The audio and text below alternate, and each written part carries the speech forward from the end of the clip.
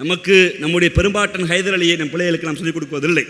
மருதுபாண்டியர் நம்முடைய மருதுருவருடைய வீரத்தை பேசுகிறோம், வேலுநாச்சி அம்மையாருடைய வீரத்தை பேசுகிறோம், தீரன் சின்னமலையுடைய வீரத்தை பேசுகிறோம். தீரன் சின்னமலையும் மருதிருவரையும் வேலுநாச்சியும் ஊட்டி சீராட்டி வளர்த்தவர் நம் பெரும்பாட்டன் ஹைதர் அலி. அந்த ஹைதர் அலியுடைய விதை தான், ஹைதர் அலியுடைய வீரம்தான் இன்று வரை அவருடைய போரியல் தத்திரம் தான். அவர் பெங்களூருக்கு மேலே அங்கே இருக்கக்கூடிய பெல்காமுக்கு மேலே அவர் செய்த அந்த ஸ்ரீரங்கப்பட்டத்திலிருந்து அவர் போட்ட உத்தரவு தான் இன்னைக்கும் கொங்கு மண்டலத்திலிருந்து தென் தமிழ்நாடு, தென்னகம், கர்நாடகா, கேரளா மதம் பிடிக்காமல் இருக்கிறது என்றால், மதவெறி பிடிக்காமல் இருக்கிறது என்றால் ஹைதர் அலி என்கிற மாமன்னன் போட்ட விதை. ஏனென்றால் அவர் மார்க்கத்தில் வேறுபட்டிருந்தாலும் மனிதத்தை நேசித்திருந்தார். அதனால் தான் பாட்டி வீர வேலுநாச்சிக்கு போர்ப்படை கொடுத்து உதவி அவரை படைக்களத்தில் என்று ஆங்கிலேயருக்கு எதிராக நிற்பதற்கு வலுவூட்டினார். தீரன் சின்னமலை எங்கள் தன்னுடைய படைத்தளபதியை அழகூர்த்தி பட்டம் சுட்டி நீ தமிழ்நாட்டின் நிலையில் கொங்கு மண்டலத்தில் என்று அந்த அடையாளத்தை கொடுத்தார்.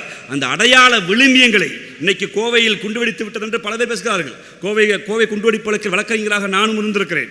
பெருமரியாதைக்குரிய எங்களை மூத்த வழக்கறிஞர் பவானி மோகனோடு சேர்ந்து வழக்கு நடத்தியிருக்கிறேன்.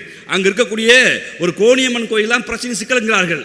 இவர்களுக்கு வரலாற்றை சொல்லிக் கொடுப்போம். கோணியம்மன் கோயிலை கட்டி கொடுத்தவன் நம் பாட்டன் ஹைதர் அலி என்பதை, நம் பாட்டன் திப்பு சுல்தான் என்பதை இவர்களுக்கு சொல்லிக் கொடுப்போம்.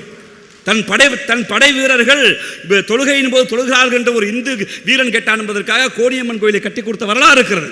கொலைவடல்கள் எத்தனையோ பேர் பள்ளிவாசல்களையும் கோயிலையும் ஒன்றாகத்தான் கட்டினோம். எங்களுக்குள் மதம் வேறாக இருந்தது, ஆனால் மனிதம் ஒன்றாக இருந்தது.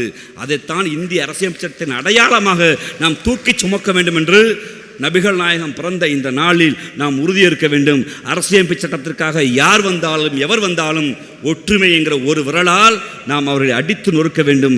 அதுதான் சரியான நீதியாக இருக்கும். வாய்ப்புக்கு நன்றி, வணக்கம்.